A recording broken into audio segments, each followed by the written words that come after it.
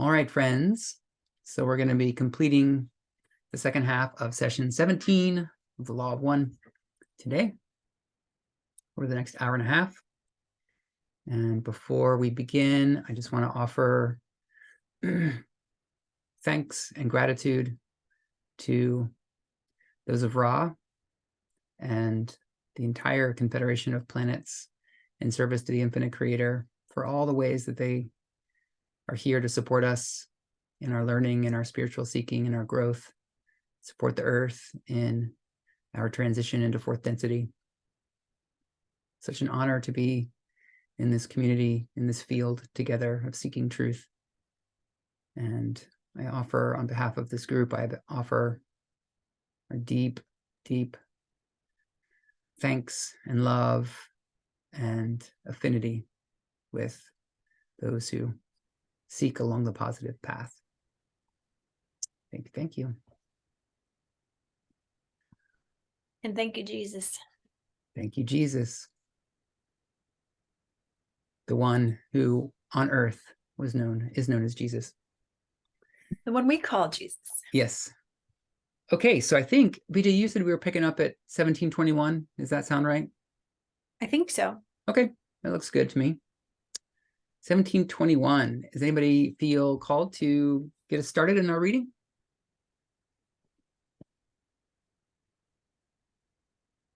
I can read. Okay.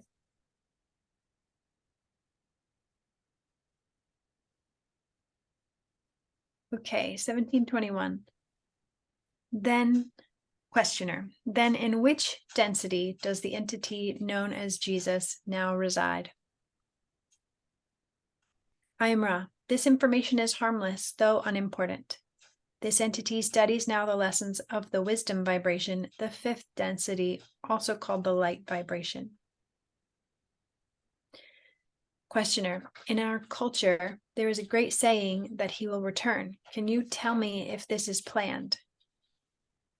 I am Ra. I will attempt to sort out this question. It is difficult. This entity became aware that it was not an entity of itself, but operated as a messenger of the one creator, whom this entity saw as love. This entity was aware that this cycle was in its last portion, and spoke to the effect that those of its consciousness would return at the harvest.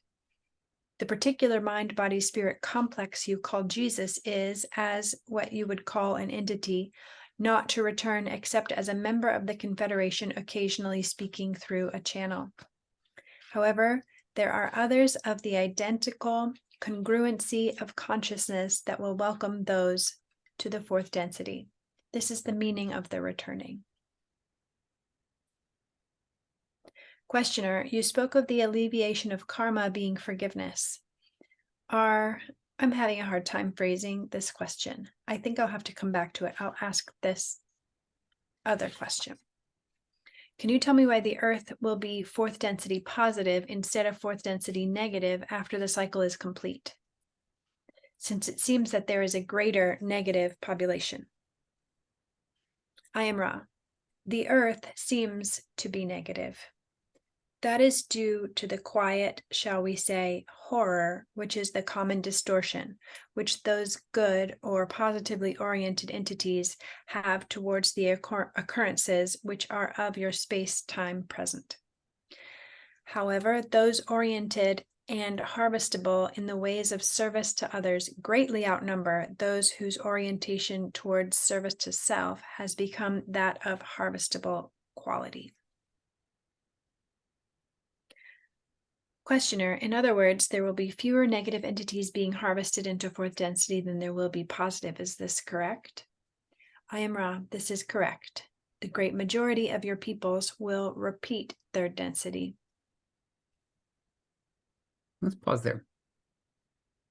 Yeah.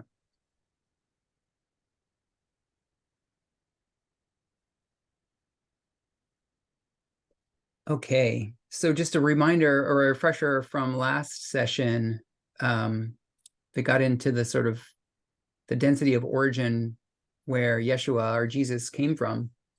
And what they said about that was that he kind of was freshly graduated or completed the lessons of fourth density, and then instead of moving directly into fifth, so he harvested from fourth density, and then he came here to Earth to do the mission that he did in his lifetime. And his soul is nameless. Like he doesn't have a name, doesn't go by Yeshua or Jesus as his essential self, which is true of a lot of higher density beings.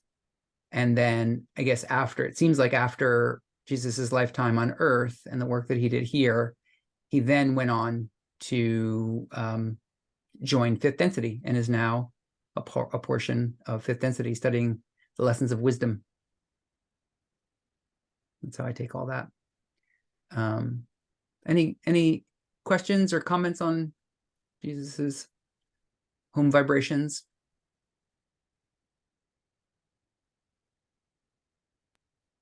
I don't have a question about his home vibration, but I am curious if when one invokes the name of Jesus, they're invoking that consciousness or that vibration. Because that if the man doesn't have a name and probably doesn't, I don't know if fifth density, do they have their own individual soul still, or are they more, because they're in the social memory complex stage. So what is being invoked? Mm-hmm. Do you have a sense of it? Well, my sense would be the vibration of his distortion, which would be the fourth, now fifth.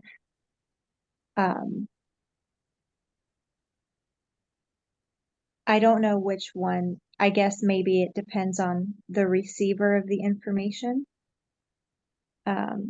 Partly, maybe it just distills and the message will be compatible to what they interpret. But that's what I'm getting. Mm-hmm. Makes sense to me. I mean, my response to your question would be like Jesus, I mean, especially because of where he's coming from and where he's going in his own spiritual evolution, just freshly perfected the lessons of love. And that's so much of the stories that we hear of Jesus is like his perfect universal love, like perfect love of all others, without exception. Forgive them, Father, for they know not what they do. Just all the stories we hear of Jesus's life, to me, suggests that he, what people are invoking when they're reaching towards that quality that he embodied is the universal love, perfect love, the perfection of the lessons of fourth density.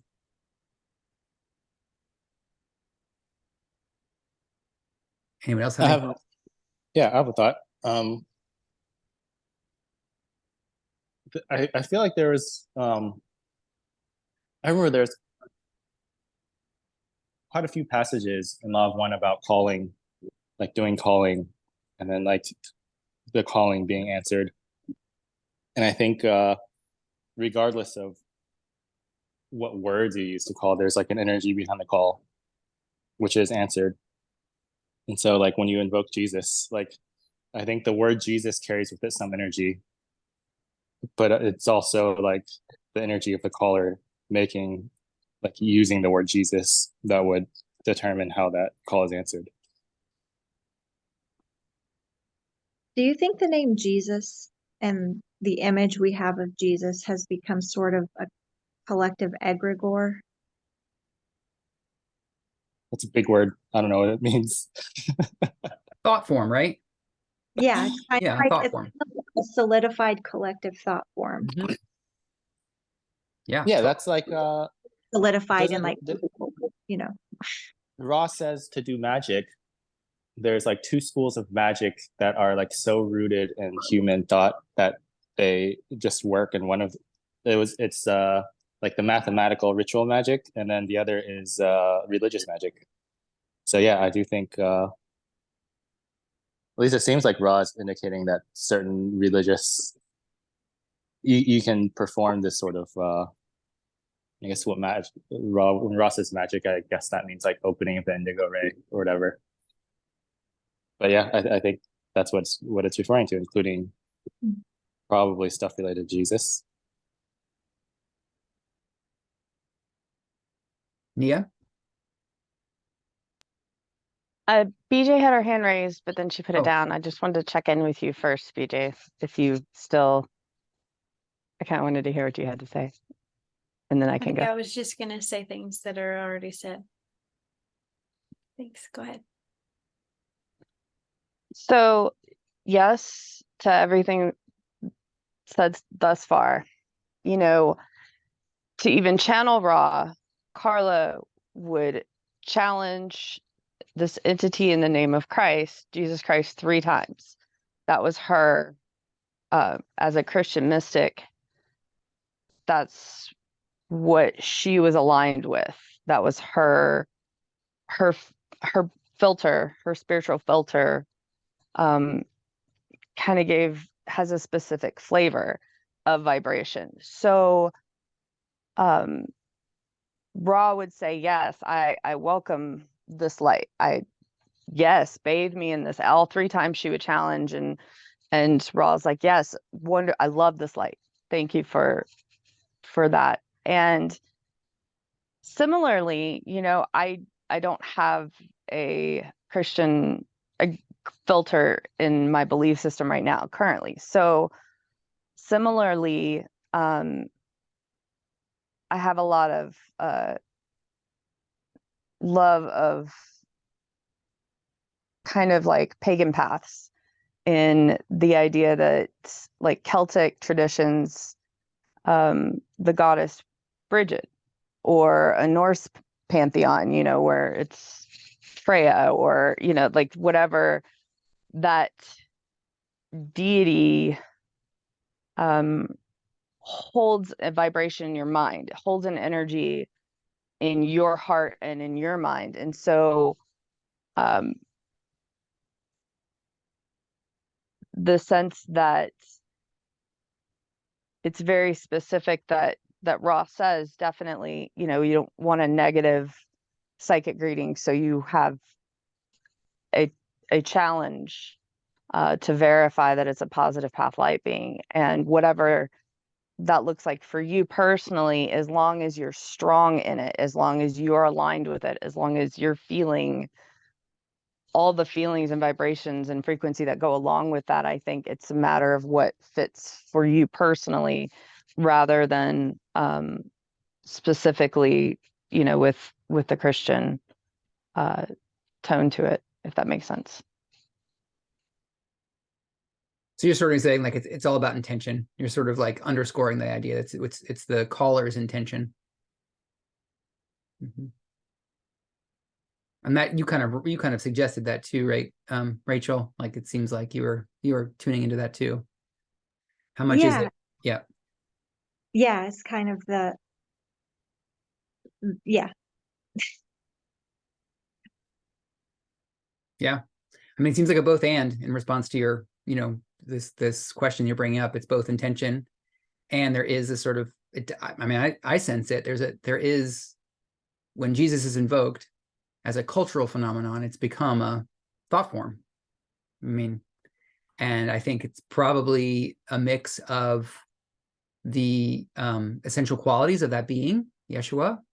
It seems like Yeshua or Yehoshua, or maybe the names that he might have gone by in his time, and then the overlays that have that have been put onto his lifetime by the church over the years, you know. And there's probably a mix of those two things, is my sense of it. I think the biggest divergence, as I understand it from studying Ra and, you know, some other systems, that what Jesus was standing for in his lifetime, and then what Jesus represents in the church today, the Christian church today, is that, as I understand it, and again, I'm not very well versed in Christianity, but I think Jesus is understood to be the one and only Son of God. So Jesus is like this being that is set apart from humanity, set apart from us. It's this special class of spiritual being that is different, fundamentally different than we are. And that's different than what Ra teaches. You know, Ra teaches that we're all children of God. We're all a portion of the Creator. And there are no beings who are not children of God or whatever. So that seems like the major distinction between, you know, how Christianity represents Jesus versus how, you know, we might understand Jesus's life through other more mystical systems. Also, there's like an emphasis on the only way to heaven is through Jesus, Hmm. and that there's no other way. At least in some that I've encountered that a lot. I want to respond to that part, but I also see Rachel has her hand raised. Do you want to jump in? Okay. I imagine that Jesus did say something like that. The only way to heaven is through me, but that he was meaning it more as my vibration, which is love. You know, like I don't imagine that it was personal.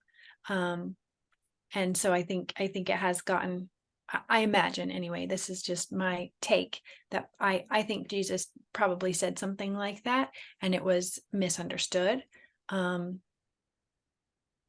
mean him the person, believe in him the person, worship him the person, or, you know, the person as son of God. So anyway, I don't imagine that he meant it as like dogmatically as it got taken. Mm-hmm. Yeah, it makes sense. Rachel? I totally agree. And there are a few denominations or maybe individual churches that are loosening their grip on that idea. On the firmness of it has to be Jesus. I think Richard Rohr, if any of you are familiar with Richard Rohr, he's a Catholic priest, and he's very mystical, and a lot of people are really vibing with him. And Christianity, I think it's changing as a whole, not all at once, but what I wanted to bring up was in response to something Aaron said about how, you know, Jesus had his life and then the church kind of made Jesus their version of Jesus. And what I wanted to bring up was to ask if any of you had read the Jefferson Bible. It was compiled by Thomas Jefferson. He was a Unitarian, and he was very suspicious of the miraculous events that happened in the New Testament. He understood quite well that the early church fathers zhuzhed up the story to make it more religiously legitimate and to give the life of Jesus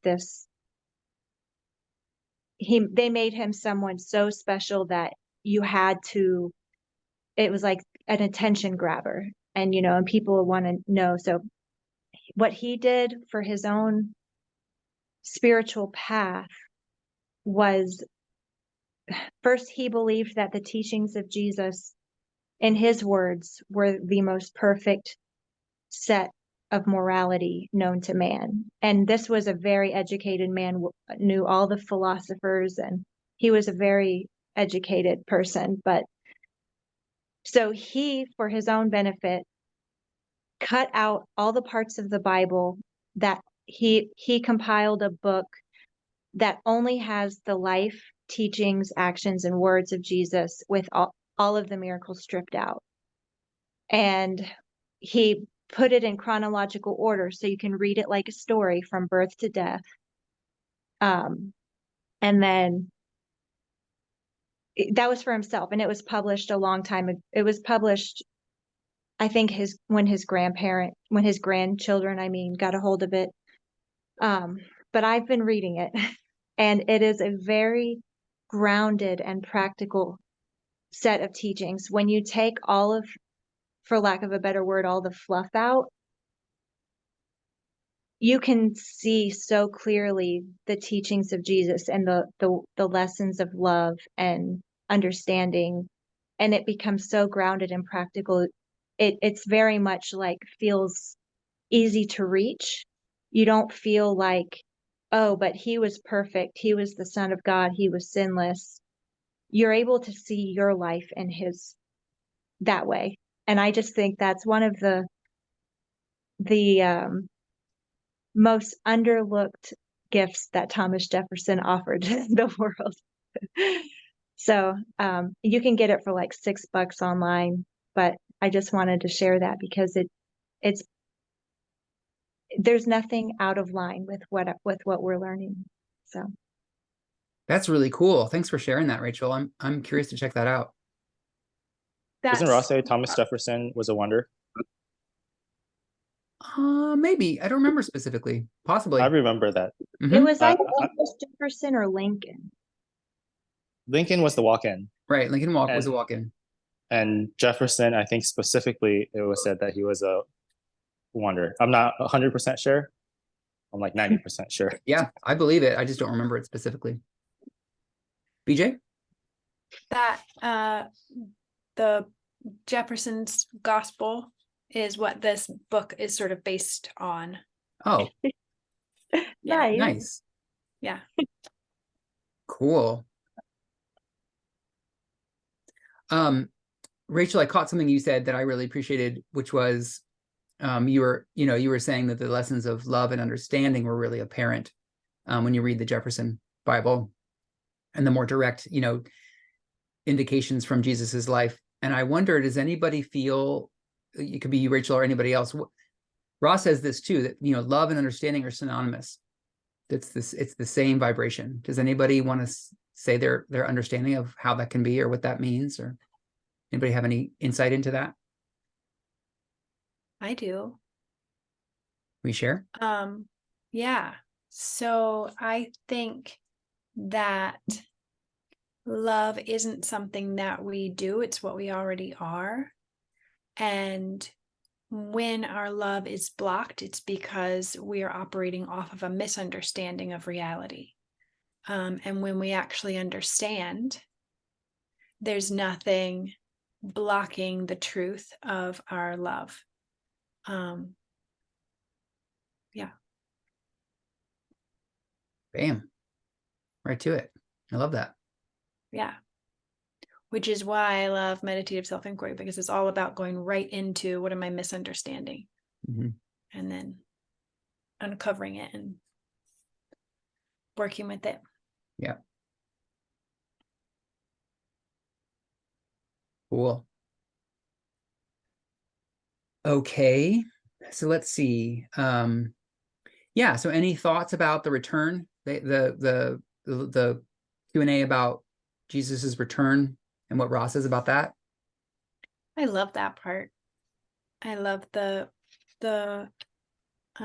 clarification of like, it's not Jesus who's coming again, because he as an entity only exists, he was here for his own earth school in a way. And yeah, and it just makes so much sense to me that he saw himself as a messenger of the creator who he considered to be love. Yeah, it just makes so much sense to me. So that sort of only means like the guardians or the whoever will come to help with the harvest or the shift of densities, or however that happens, like that's who's coming. And I just really like, I've always really vibed and appreciated with like how Ra refers to themselves as I and we, and like that explanation of that. And it just, for me, there's something about that, like, that helps me understand Jesus's teachings a lot more, that like when he was referring to himself, he wasn't always referring to himself. He was referring to the interbeing of the essence of love, like, and that's what he called himself. And that's just so beautiful and inspiring to me. And it's actually one of the things that I kind of like strive for. It's like a hallmark for me of like aiming to understand myself less personally, and aiming to understand myself as awareness, which is the same as love, because awareness, like the awareness that we all are, is what effortlessly accepts and loves everything. And so it's really touching to me to connect with that that potential, you know, that when he was speaking of himself, it wasn't the way that we tend to speak of me, this like body and, you know, limited past and future. It's like me, the essence of what I am. That's me. Yeah. Beautiful. Thank you, BJ. I have a follow-up question. Yeah. So when Rob or when Jesus is talking about that, do you think he's referring to like the wanderers coming in? Or I know he says it's like the fourth density beings who are going to welcome the harvest. Is that like who are those? Are would those be like the people who are just grad? So I can think of a couple potential things here, right? One is the wanderers coming in. One is like other social memory complexes that are already in fourth density that will maybe reveal themselves to humanity. Another is just the people who are graduating and are becoming fourth density themselves. Like, I don't know if we know the answer to that, but it seems there's a lot of possibilities of what those others might be. Mm-hmm. I get a very specific sense when they say the return, when they talk about the return, they say that there are others of the identical congruency of consciousness that will welcome those to the fourth density. This is the meaning of the returning. I get a sense that as fourth density comes into full, you know, when it's kind of fully established and third density is closed, my sense is that there literally will be higher density teachers that come and in open contact with Earth at that point, and will help us like kind of get into the lessons of fourth density, and will be available to help the Earth, the fourth density harvested entities from Earth, as well as those who are joining Earth's vibration for fourth density, and will come as teachers after that. So it's independent from harvest. It's not related to harvest. It's like harvest completes, harvest is happening, will continue to happen until the door to third density fully closes, which Ross said, you know, in the 80s was anywhere between 100 and 700 years.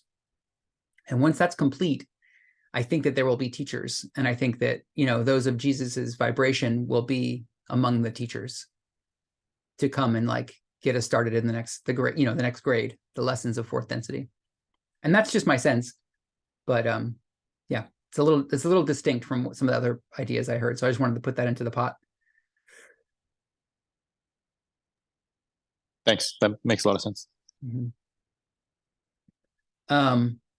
There's one more area that I'd love to just to dip our toes into, which is like, okay, so BJ was saying, you know, Jesus came to Earth for school, for his Earth school. And I think that's totally true. I think obviously wanderers seem to come with dual purpose. They come for their own evolution, but their evolution is being of service. So they come with a mission to help, but they also come to continue on their own path. So it has a dual nature. I think that must of course be true for Jesus.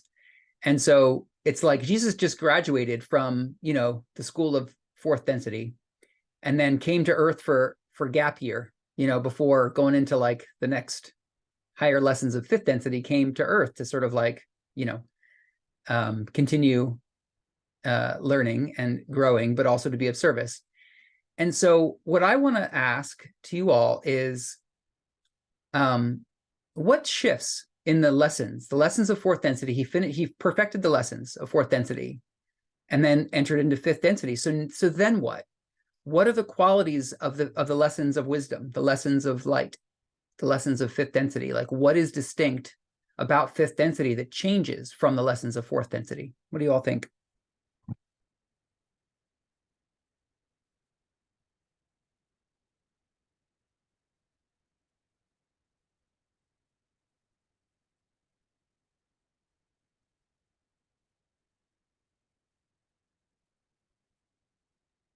If I had an ounce of wisdom, I might be able to answer that question. Do I remember that was there a, do the densities have a masculine or feminine quality to them? Oh, maybe. I don't know a lot about it if that is true. It's possible. I don't remember. I could be getting mixed up with the tarot. Okay, never mind. I see other people with hands up. Sorry, I'm on my phone. I can't see. Yeah, totally. It's tricky on the phone. Okay, BJ, we got you first in line. Yeah, my sense of that question is like, I think wisdom has a lot more to do with discernment. Like, I think that lessons of love have to do a lot with just opening, and like, the lessons of accepting everything as it is. And then I think lessons of wisdom have to do more with discernment. That's like, yes, and no, thank you. Like including some of that sort of discernment of like, I love you, even though you're poisoning the river or whatever, the thing is that I don't agree with. I love you so much and I forgive you. And no, thank you. Stop poisoning the river now, or whatever, again, whatever like the thing is that's happening. Like how to refine the absolute perfect acceptance with balancing I'm not interested in what you're doing. Something like that. Yeah.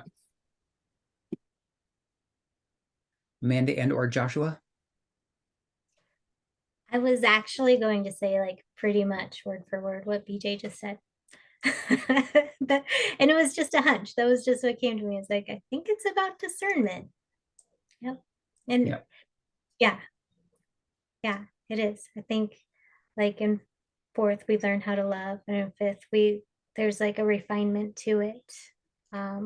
There's a way of not just wholly loving, but it is also that, but it is also, yeah, like,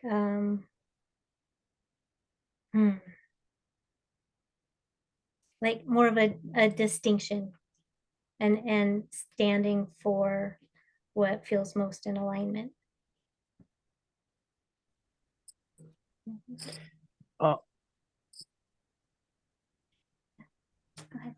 Maybe even, but beyond what we as humans know of love too. Getting into the light and wisdom of it. Yep. Do you guys remember when Ra was talking about the chakras, there was like some distinguishment between the green and the blue ray, right? Blue, he said something along the lines of blue is the first ray that goes both in and out. Was that? Which I wonder if that also corresponds with, I don't know if it corresponds with the light density, but I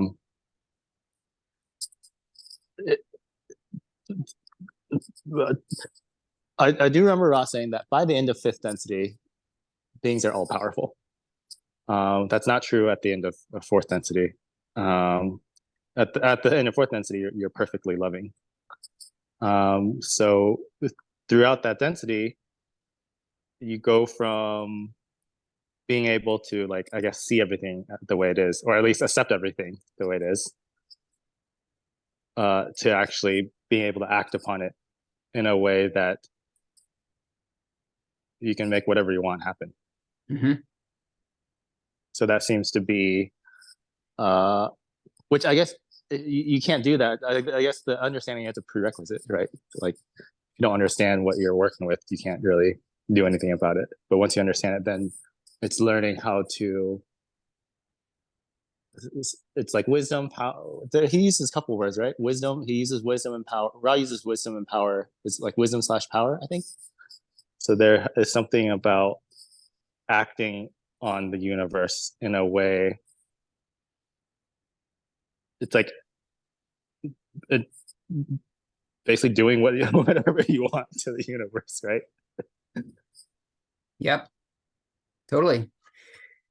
Yeah, I want to add my comment to this question, which is like it's adding on. I think I appreciate everything that you all have said, and the kind of one of the ways that I've learned to think about fifth density, the lessons of fifth density, has to do with energy expenditure and like the wise use of energy, and like understanding that all of manifestation is made out of intelligent energy or light, or prana. You know, there's lots of different ways that it's been named, but like there's literally one substance that all of manifestation is created from, and that's light. And it's a science. There's a science to it. There's a science to understanding the nature of that substance, and then how to work with it. And that in our manifested forms, that's what we're traveling in. We're traveling in, you know, these light bodies. And so I imagine fifth density having to do with like understanding the sort of like metaphysics of light, in a very detailed way, and then, you know, understanding how to work with that to bring forward the idea that we're carrying, either as an individual soul or as a social memory complex. And it's sort of paradoxical because, like in the pure lesson of fourth density, it does feel like it's kind of like you were saying, BJ. It's purely acceptance. Like there is no resistance to what is.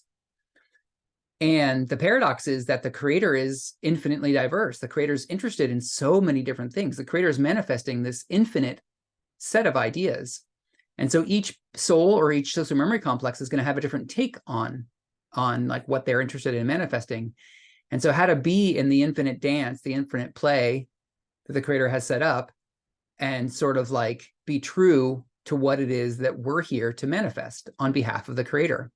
And that it feels like there's a whole, you know, whatever, tens of millions of, if not billions of years long lesson in how to like work with all that, like work with light. And yeah. And then the discernment piece, yeah, the paradox of like, and I've, you know, I can tune into this when I think about what I've heard from Quo about the war between the positive and negative path in fourth density. It's like they're both the creator, but they, you know, they say they can't just be accepting of the positive beings, the Confederation beings who are participating in that struggle. They're in this bind where they're exploring the lessons of love. Well, the lessons of love would suggest just to accept what's being offered, which is enslavement and to be conquered. So the lessons of love would suggest that we'll be an acceptance of that. But there's zero wisdom in that, because their desire is to be on the positive path. And if they're enslaved, they can't be of service in the way that they're here to be of service, because they'll be under the boot of the Orion group. And so there's this whole, you know, like, again, discernment piece that is required even in fourth density. We have to, I mean, it's obviously as soon as we're self-aware, we have to work with these forces of love and wisdom. But yeah, it's not until we get to fifth density that we really, it seems like the discernment piece, the understanding how energy flows and works and how we work with that in the most optimal way. Yeah, seems like the core of those lessons. And then sixth density is the refinement, you know, the balancing and the refinement of those two distinct lessons, the lessons of acceptance, the lessons of wisdom, get balanced in sixth. And it's subtle work, apparently. Ross. I really appreciate the comment or the piece about what did you say? Like energy expenditure, just sort of framing it that way. Yeah. I appreciate that. Yeah, just the That sort way of of looking at scientific it. truth of how does light move? And you know, how's that all work? And how do we participate?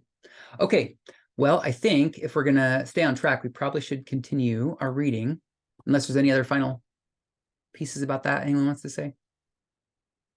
Good to move on. Okay. All right, 17.23. Anyone want to read?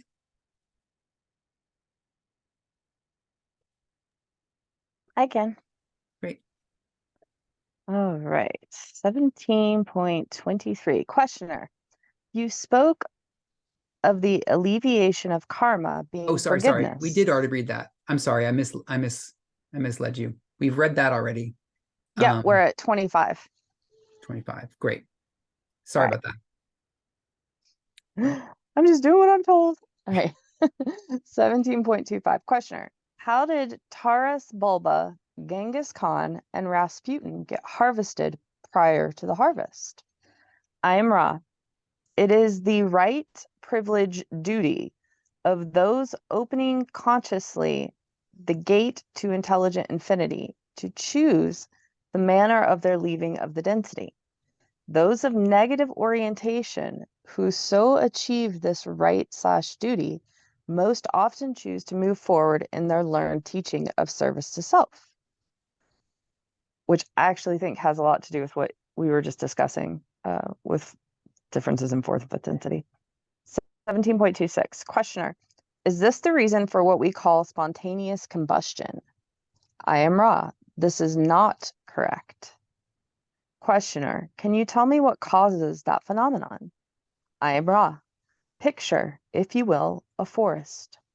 One tree is struck by lightning. It burns. Lightning does not strike elsewhere. Elsewhere does not burn. There are random occurrences which do not have to do with the entity, but with the window phenomenon of which we spoke. Questioner, are these particular entities all uniquely the same, or are they just random entities? I am Ra. The latter is correct. Questioner, am I to understand that the harvest will occur in the year 2011, or will it be spread? I am Ra. This is an approximation. We have stated we have difficulty with your time-space. This is an appropriate, probable, possible time-space nexus for harvest. Those who are not in incarnation at this time will be included in the harvest. Questioner, well, if an entity wants to learn ways of it, wants to be of service to others rather than service to self, while he is in this third density, are there best ways of being of service to others? Or is any way just as good as any other way? I am Ra. The best way to be of service to others has been explicitly covered in previous material. This has been discussed in various places, most explicitly and poignantly in 15.7. We will iterate briefly. The best way of service to others is the constant attempt to seek to share the love of the Creator as it is known to the inner self. This involves self-knowledge and the ability to open the self to other self without hesitation. This involves, shall we say, radiating that which is the essence or the heart of the mind-body-spirit complex. Speaking to the intention of your question, the best way for each seeker in third density to be of service to others is unique to that mind-body-spirit complex. This means that the mind-body-spirit complex must then seek within itself the intelligence of its own discernment as to the way it may be best serve other selves. This will be different for each. There is no best. There is no generalization. Nothing is known. That's great. Let's pause there. Thanks, Nia. To me, this is that last comment, that last teaching is one of them. It's so important. It's so central. It's so significant. So let's pause there and discuss. Any thoughts, reactions to that?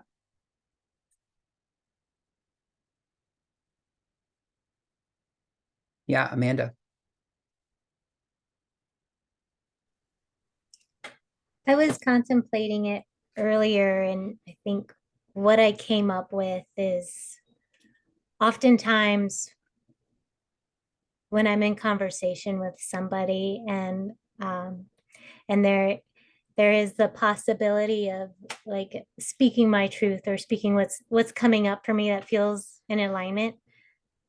Sometimes I share it, and then sometimes I don't. Sometimes I'm like, oh, I don't know if they can take what I'm about to say. I don't know how they're going to react to it. So I'm just going to keep it to myself.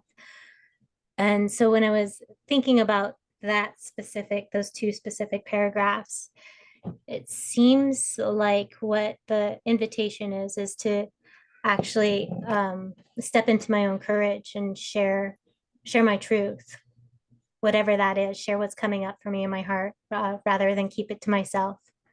And for me, that feels like a courage, like it takes me out of my comfort zone often. Yeah. I have a comment on what you just said, Amanda, which is what did Ross say about like the order of importance? The most important thing was it to radiate love, and then the information is secondary. Is that, we read that recently, right? Something along those lines. So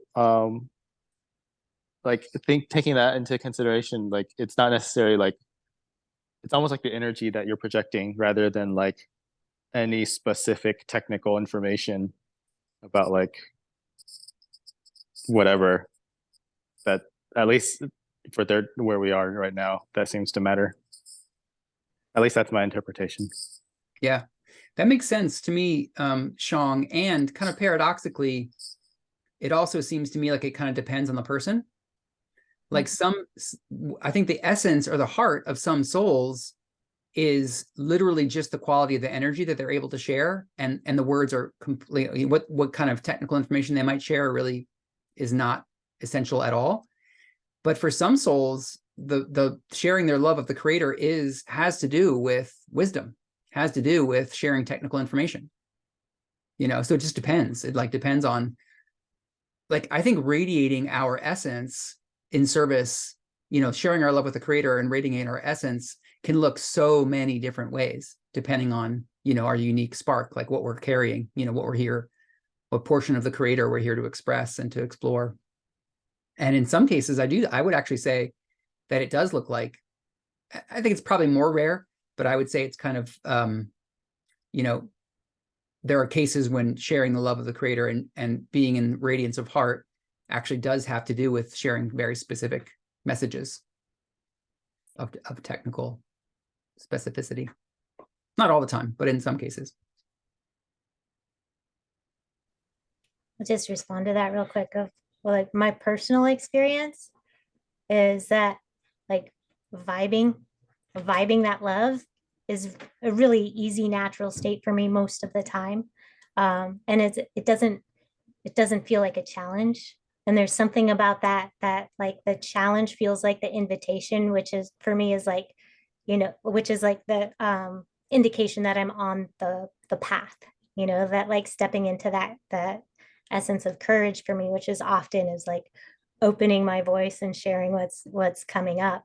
That to me, that feels like that's when I know that, like, yeah, that's my invitation, which feels like that's when I'm in alignment. Yep. Rachel? To kind of bring this back to what we were just discussing, if we choose not to, if we're still radiating our energy, the Creator as we know it, but we're choosing not to share something verbally for any specific reason, either maybe it makes us feel vulnerable, or we know that maybe it wouldn't be of service to the person, or is that practice of discernment, is that part of learning wisdom? Knowing when and when to not share certain things? I mean, in my opinion, 100%. Ra says that 6th density entities really benefit by returning to 3rd as wanderers because of the ability to get into these refinements of like, when is it, between love and wisdom?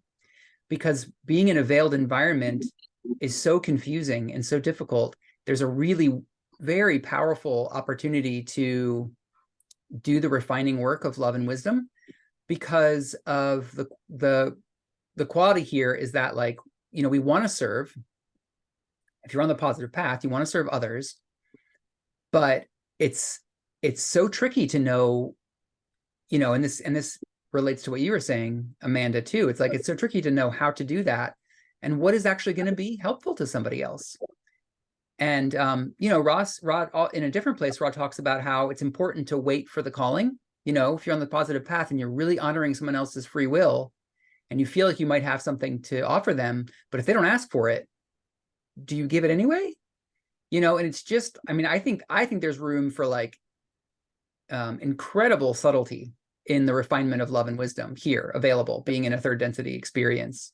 And it's precisely what you said, Rachel. It's like, you know, like being with that question, being with the sense of wanting to help, wanting to reach out, wanting to radiate, but then being in the sort of like condition that we're in of like, we don't know, we can't see directly into the person's energetic field. We don't know if they're ready for it. Are they asking for it? Maybe they're giving cues that they're ready for it and they want to hear what we have to say, but they don't know what we have to say yet. So it's like, I think it's really subtle territory, and I think it's very rich, and I think it's very helpful for us, you know, to be in that struggle, in that paradox, because it helps us refine love and wisdom. I want to just chime in to say, I think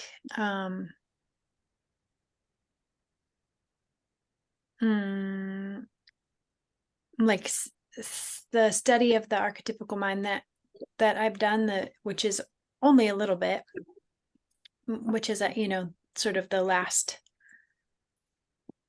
sessions with Ra, pretty much, I think have exposed to me a lot of what this is about, that like I think coming to Earth School does give us the opportunity to relearn things and to find what's in resonance, and which includes, you know, what seems like making mistakes, you know, like doing something and then going and getting feedback of like, oh, that was off, like, but that's helpful information. Like, it's kind of helpful to go like, I did this thing and that was not the thing.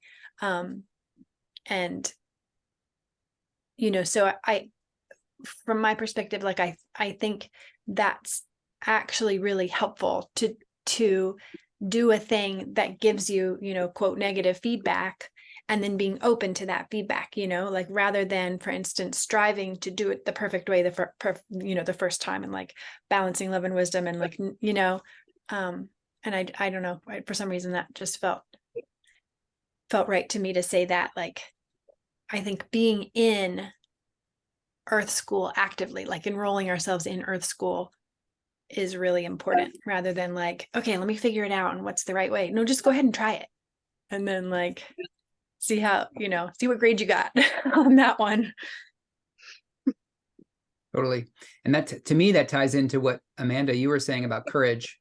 BJ, when I hear you say that, it's like, there's like I really strongly get the sense of like, it takes courage to be willing to like to be open to making mistakes and trying anyway, and knowing that we're going to make mistakes. It's like a part of being in Earth School is like, is knowing that like, we're not here to be perfect or to do it right every time. We're here to learn by trial and error, because it's a veiled environment. We can't know the outcome of our actions until we've already acted.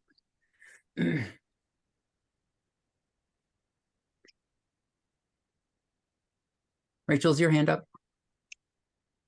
I was going to say something. Okay. I didn't realize I was unmuted already, so I apologize if any weird, if I was making noises or something.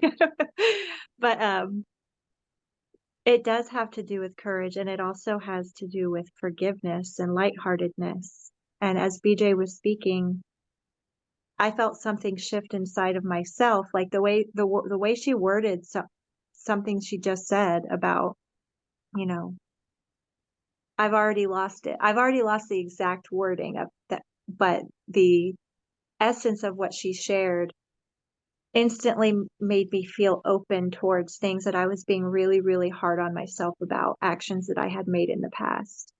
It's like, oh, what I learned is very helpful. And I don't have to beat up myself or keep that weight on me anymore. So it was just one of those really BJ's not intentionally, you know, like, I don't know what you are intentionally doing or not doing, but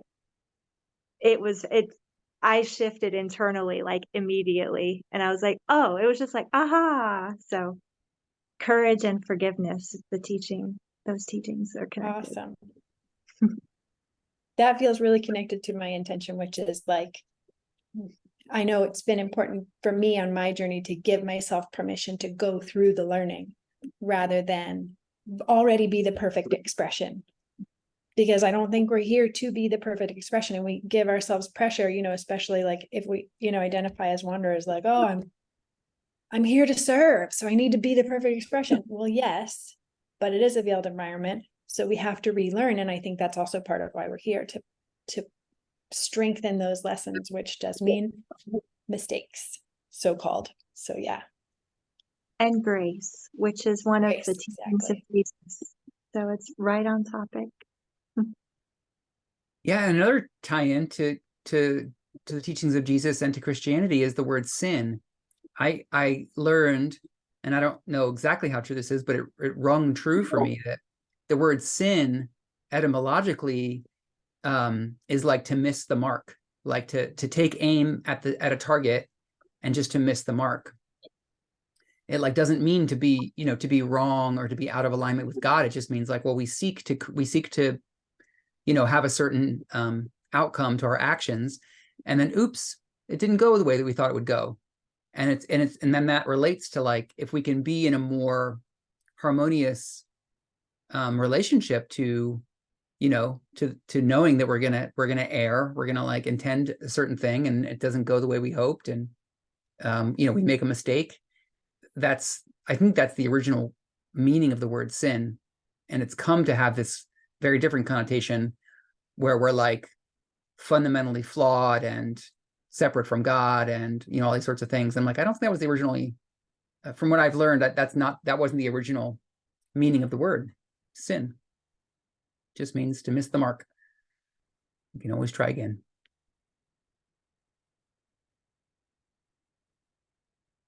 Yeah, Nia. There's a saying, if you're not making mistakes, you're not learning. And I had, for most of my life, a very, up until recently, I would absolutely berate myself for mistakes made. Having said that, there was a moment in, I don't know, I was like 22. I was in massage school, and towards the end, you give an instructor a massage to get feedback.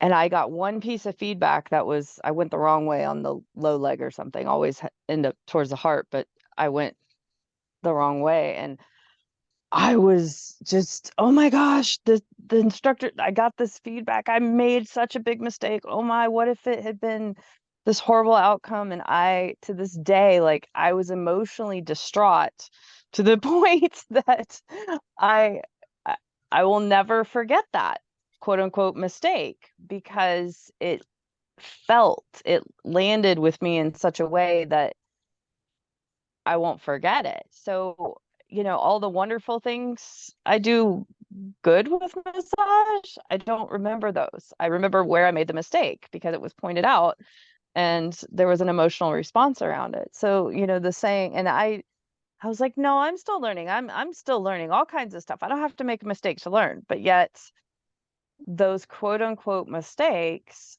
are the ones I've learned from the most, but also our quote unquote mistakes are often purposeful catalyst for someone else.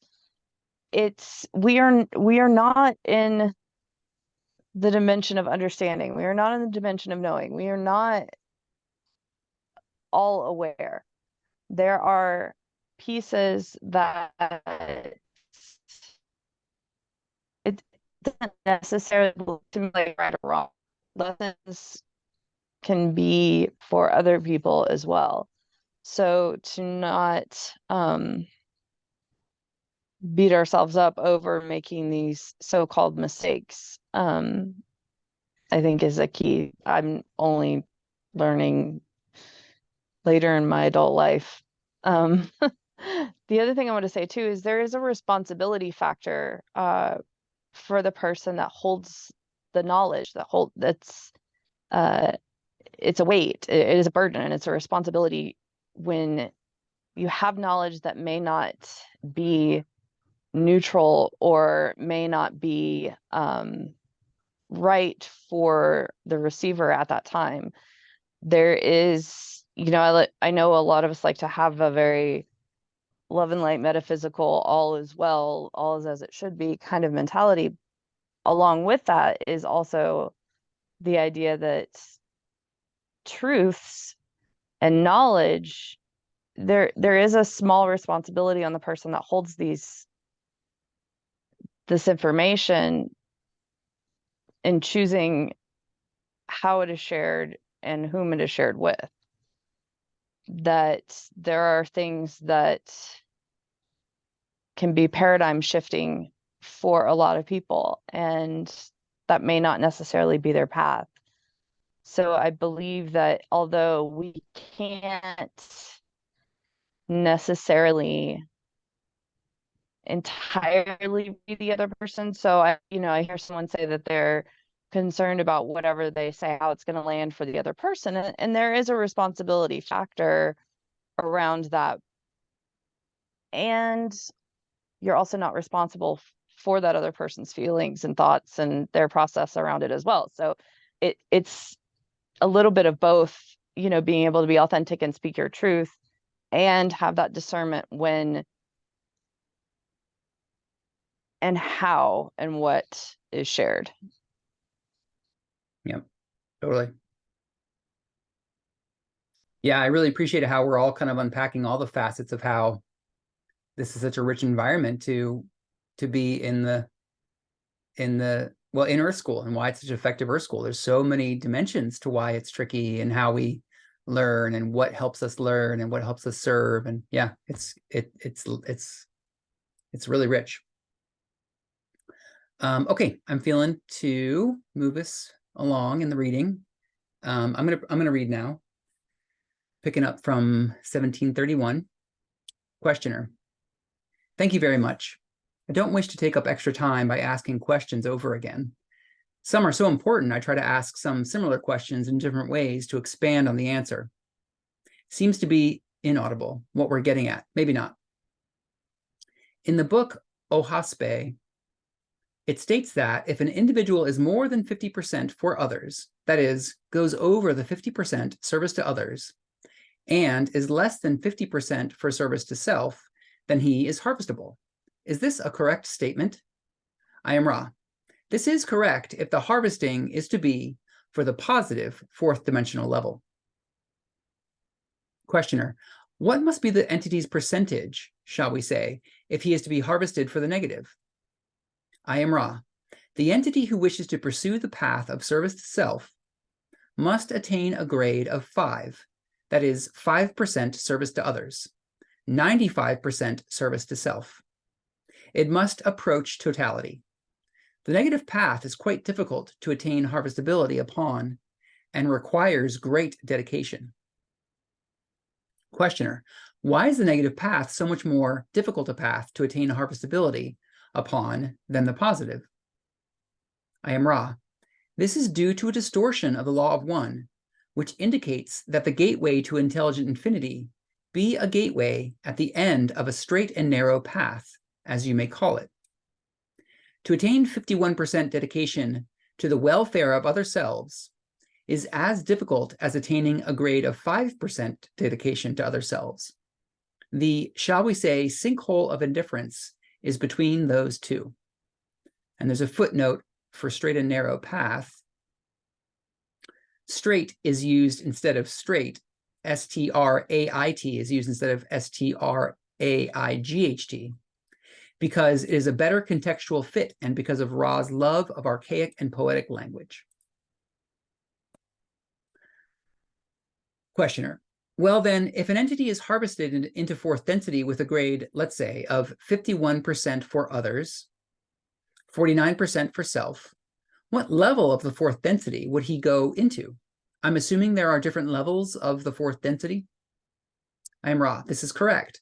Each enters the sub-density, which vibrates in accordance with the entity's understanding. Questioner. How many levels do we have here in the third density at this time? I am Ra. The third density has an infinite number of levels. Questioner, I've heard that there are 7 astral and 7 devachanic primary levels. Is this correct? I am Ra. You speak of some of the more large distinctions in levels in your inner planes. That is correct. Questioner, well, who inhabit the astral and who inhabit the devachanic planes? I am Ra. Entities inhabit the various planes due to their vibrational nature. The astral plane varies from thought forms in the lower extremities to enlightened beings who become dedicated to teach learning in the higher astral planes. In the devachanic planes, as you call them, are those whose vibrations are even more close to the primal distortions of love light. Beyond these planes, there are others. Questioner, well, this is difficult. Our physical plane, are there 7 subplanes to what we call our physical plane here? I am Ra. You are correct. This is difficult to understand. There are an infinite number of planes. In your particular space-time continuum distortion, there are 7 subplanes of mind-body-spirit complexes. You will discover the vibrational nature of these 7 planes as you pass through your experiential distortions, meeting other selves of the various levels which correspond to the energy influx centers of the physical vehicle. The invisible or inner third density planes are inhabited by those who are not of body complex natures, such as yours. That is, they do not collect about their spirit-mind complexes a chemical body. Nevertheless, these entities are divided in what you may call an artificial dream within a dream into various levels. In the upper levels, desire to communicate knowledge back down to the outer planes of existence becomes less due to the intensive learned teaching which occurs upon these levels.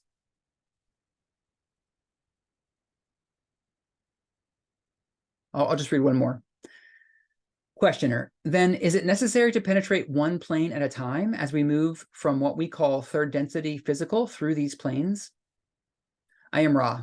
It has been our experience that some penetrate several planes at one time. Others penetrate them slowly.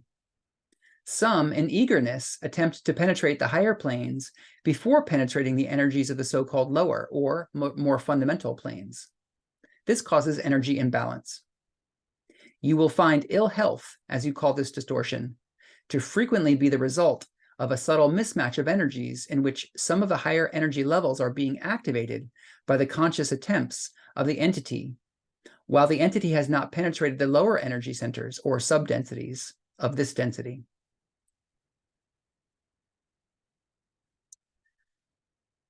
So we are into some metaphysical principles of the inner planes and densities and subplanes, and it's complex.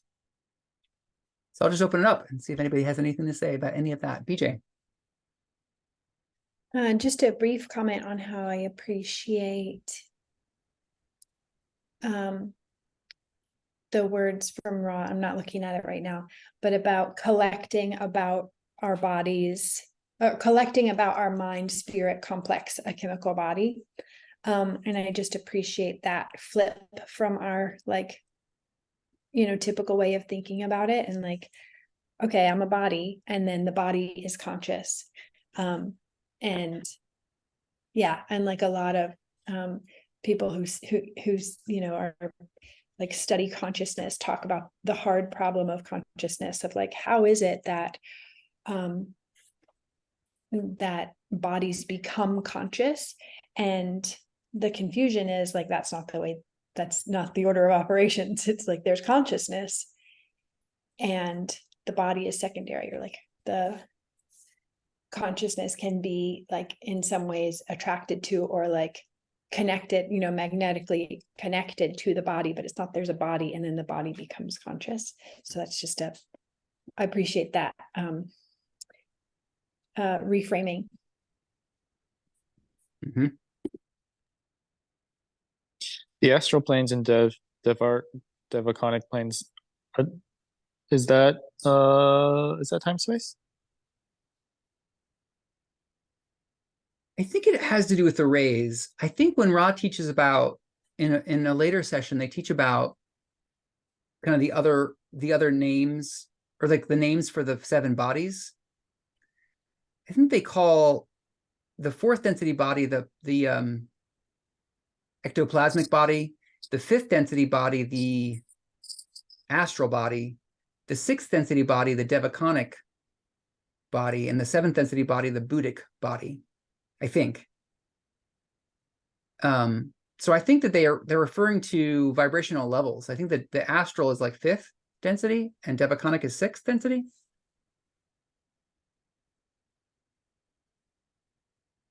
But they don't have bodies. In time space, there's no bodies, but in So space time, it's. Oh, I see. So you're saying that these are right. So these planes are the alternate names for time space of various densities. Am I understanding that? I mean, listen, I have Yeah. I have whatever grasp I have on this, but I would not say that I have a firm grasp. But I'm just bringing up where I get my biggest clue to unpack what Ra's saying here is from when Ra gives names to the bodies, which is different than the densities, but I think they're correlated. So astral, I'm thinking refers to either the 5th subplane of 3rd density or 5th density. I'm not sure. I get a little lost sometimes, but I think astral is 5th and devachanic is 6th. Maybe. Amanda or Joshua? Yeah, I think that you just answered it. I was looking for clarification because I thought we were talking about 3rd density, and so I was imagining like the astral plane is part of 3rd density and the devachanic is part of 3rd density. And then you were saying, well, maybe those are different densities. But then I was also wondering, with these beings, that I was also wondering then if it was like our angels and guides do inhabit 3rd density, but our angels and guides are, say, on like, I guess the devachanic planes or other higher, they're still in 3rd density, but they're in just like invisible planes to our eyes for the most part. Right. Okay. Right. And see, this is how it gets.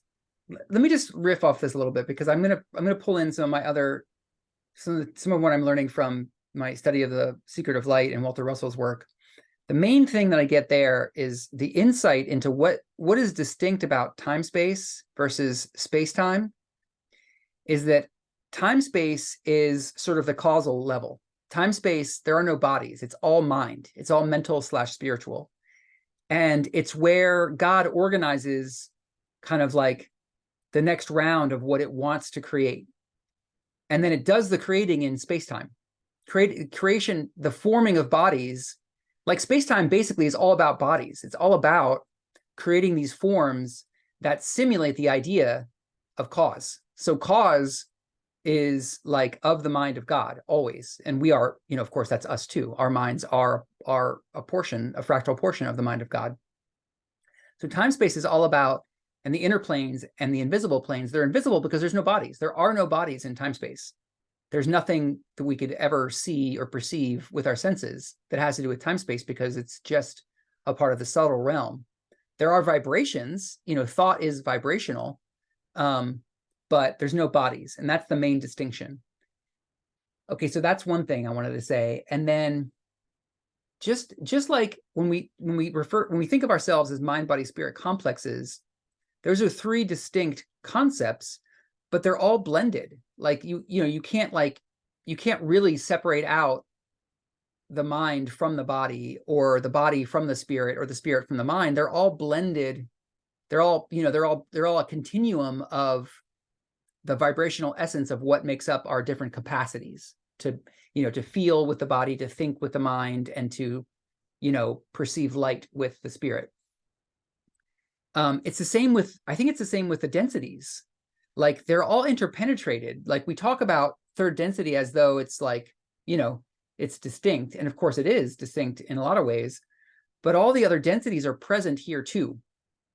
They're all, like fourth, fifth, and sixth, seventh density, they're all overlaid with our experience right now. And we're all tuning into and touching into the lessons of those densities in smaller ways in third density. So yeah, it's like, what makes it confusing is because I think our minds want to sort of divide these ideas out and understand how they're distinct, and that's appropriate. But it's like, we can't really fully divide them out to understand them. Like, they're all nested. Our minds, our bodies, our spirits are nested. All the densities are nested. All of our bodies are nested. So I think when we get into this portion of the material on these teachings, the metaphysical teachings of the densities and the planes, I mean, there's ways that we can understand them as distinct, but there's ways that we have to also hold them as nested or interpenetrating in every portion of space-time, in every portion of consciousness. They're all there. So I don't know. That's my little, I hope that's helpful. Those are some of the ways I try to understand it. Hey, I found the thing about the bodies. Says green ray body is astral. Oh. Blue ray is devachanic. Okay. Thanks. Indigo is etheric, and violet is Buddha. Okay. Thanks I really appreciate you pulling that up. I don't want to misspeak. Okay. Hey, when Ra says that there are beings who are in these planes without a body, is he implying that there are certain entities who evolve without needing a body complex, or is this not having a body just like a temporary, like we don't have bodies between incarnations, or maybe we do, maybe it's a different type of body. Ross, on one hand, Ra seems to say like, oh, you have to go back and forth between time, space, and space-time, because if you're just in time, space, you don't do anything and you can't evolve. But is that true universally? Are there some beings that just hang out in the inner planes and evolve just within the inner planes? Well, I think the distinction is, I think entities who take the journey of evolution and go through the octave, I think they do pulse back and forth between time, space, and space-time, and they do take on bodies. But Rod mentions that there are entities who don't evolve, who are of the logos, who are of the, who are kind of like directly, they never really depart from the creator. And I think those entities don't necessarily have to take a body. They can just come into kind of subtle form in mind spirit complexes, or maybe just, I don't know, maybe something else.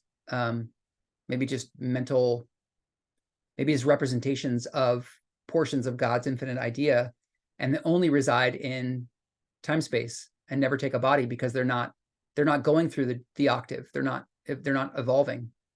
Like angels, right? Didn't Ross say that angels are just like pure emanations of the creator, and they represent pure ideas that God is interested in sharing with its creation, but those entities don't actually go through the octave. They don't actually go through the evolutionary path that we mind, body, spirit complexes do.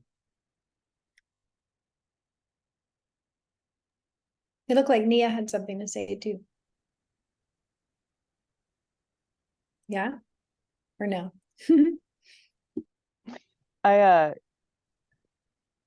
I can't stop chewing on the idea of light body versus what Ra calls chemical, or what I call biological. The yes to what you just said as well, Aaron, that there are, you know, beings that are not evolving. They're very, you could say, primal universal energy, and or co-creator logos, or, you know, there are a lot of variations. And I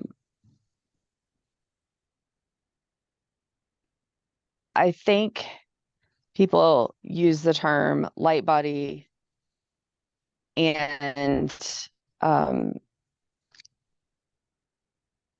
of like higher self entity interchangeably. Like, some people talk about their light body as being like that higher density, higher self version of themselves, and they bring down, you know, they call upon and they meditate on their light body and bringing it into our third density experience more succinctly in that moment. And we talk, you know, remember Ra said, oh, and this brain mouth not working today, I apologize. Earlier, Ra, I actually wanted to say this too.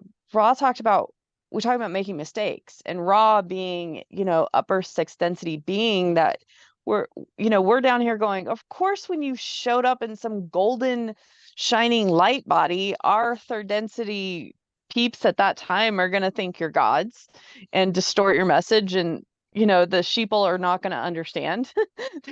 A god is walking among us, you know, and Ra was kind of like, oops, we could have looked into this a little better, but we opted not to and just went with it.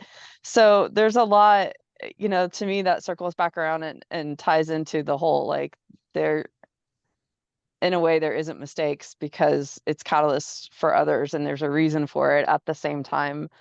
You know, so I think of that reminds me of the light body, that when we are not pulling about ourselves like a biological chemical body, that there is our spirit body in a sense. I do think they're distinct. I do think there is seeming separation or individuality, as well as being part of a larger mind spirit complex as well. I think it's all of the above. I don't think there's a actual there's so much, y'all. I mean, Ra even says, if you look how many times Ra mentioned the word infinite, it's like yes and yes and yes and, like, you could just continue to say yes and to all of these aspects. And I firmly believe what you said, Aaron, about the nesting effect of all of these. You know, our human brain wants to analyze and separate and piece out, because that's what we do as little human scientists. We piece out and try to break up the whole, but you can't in a lot of ways. We do our best with the lack of understanding to understand. It's probably beyond our mind's ability. At the same time, there's a sense of awareness and understanding that we kind of perceive. We get really close and we start to perceive the truth of it, and then we're slammed back into our third density body and working with our brain minds again and trying to analyze it all over again. So it's a cyclical, even nesting with our thought process around it too. So I do believe that, like the other densities, we have bodies, they're just light bodies, and they're more expansive and they're more interwoven with everything else. So there's less separation and less catalyst to move forward and evolve. So Yep. Totally.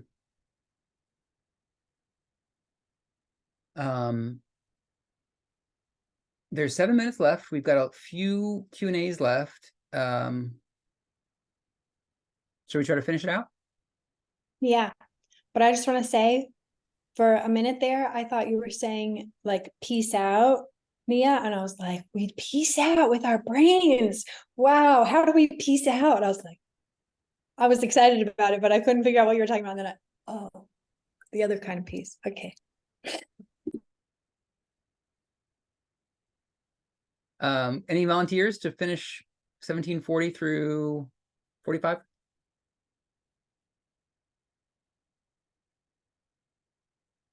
Amanda.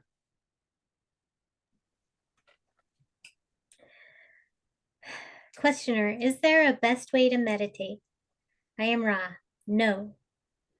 Questioner, at this time, near the end of the cycle, how are reincarnations into the physical allocated, shall I say, on this planet? In our own inaudible. I am Ra. Entities wishing to obtain critically needed experience in order to become harvestable are incarnated with priority over those who will, without too much probable/possible doubt, need to re-experience this density. Questioner, how long has this been going on, this type of allocation? I am Ra. This has been going on since the first individual entity became conscious of its need to learn the lessons of this density. This was the beginning of what you may call a seniority by vibration. Questioner, can you explain what you mean by a seniority by vibration? I am Ra. This will be the final question of this session of working. The seniority by vibration is the preferential treatment, shall we say, which follows the ways of the law of one, which encourages harvestable individuals.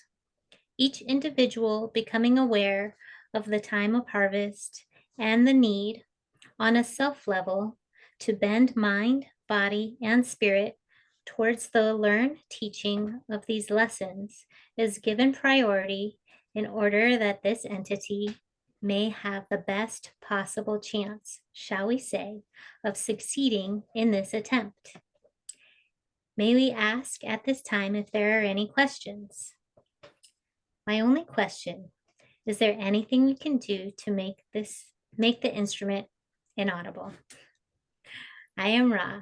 This instrument is not wearing the appropriate apparel for this work, as imporings occur in the regions of the what you may call seventh chakra, as you speak of these energy centers filtering through the sixth and so forth, the entity's other or base chakras become somewhat de-energized.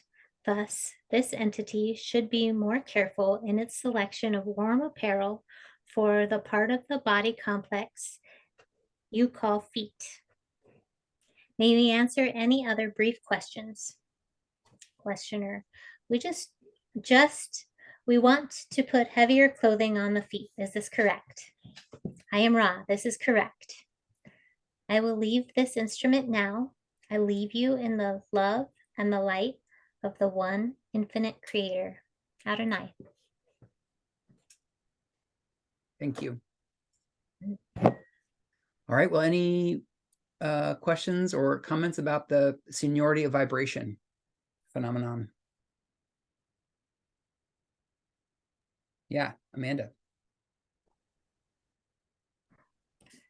I just think that that's really cool to think that, well, so it sounds like the majority, as they already said in this chapter, the majority of the mind, body, spirit complexes are probably not going to attain harvest. Yet, if we're all here, that means that we are all of the highest seniority, which means that it's kind of like there's a fighting chance for us and all of our friends, which is really cool. Mm-hmm. Like I just like thinking that it's like we're all in seniority. Like there's a really good chance for all of us. So it could, I don't know, it makes me want to root for everybody. Yeah, and just for context, Ra, who when they were going through their third density cycle, they had an incredibly from their perspective, a very successful harvest, a very harmonious experience. They harvested quickly, but still only 30% of the souls harvested. So, it's like I just think it's important to not be hard on Earth or, whatever. Like Ross says, there's gonna be a lot who need to repeat, and that's okay. It's not a problem. Even in a successful context, not even 50% of the souls necessarily harvest the first time. So I want to say something. Sometimes I feel like if there was just one question that I could add into to Ra, it would be like, okay, all of these answers that you've given, how applicable are they to wanderers in particular? Because I sometimes wonder how much information were they giving to those who aren't sort of native third density, and partially this comes up in response to your comment, Amanda, like, if we're going to worry about whether we are going to be harvested, were these answers to the questions even speaking to the wanderer experience?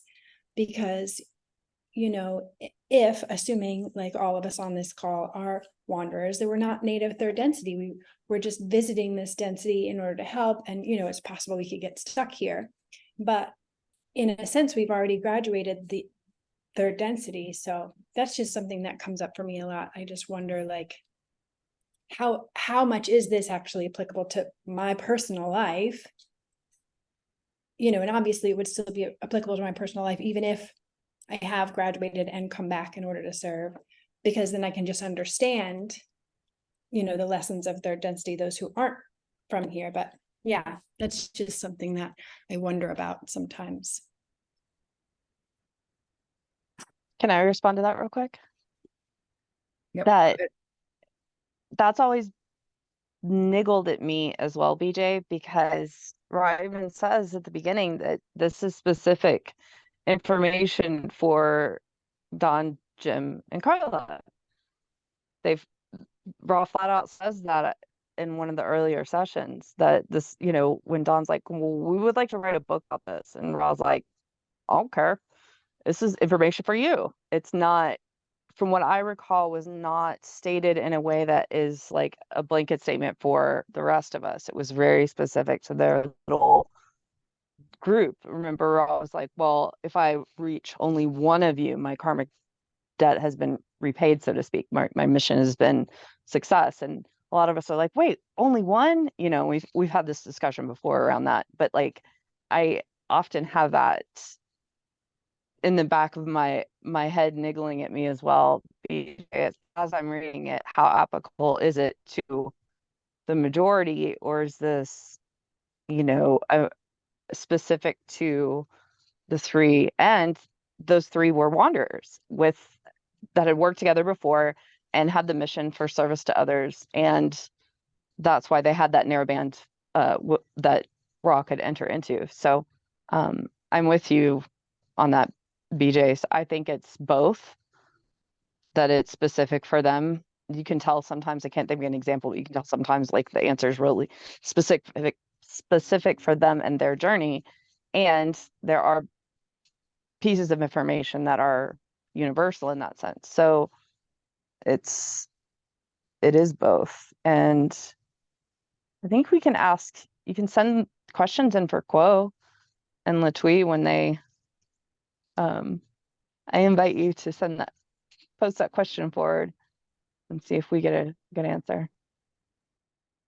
And also, like, the way that Don asks questions, Don being the technical person he is, like, I feel like most of his questions are geared towards more universal statements rather than like the answers Raw that are specifically geared towards Don and his group are the maintenance questions where he's like, our group is specifically having these issues. Can you help our group?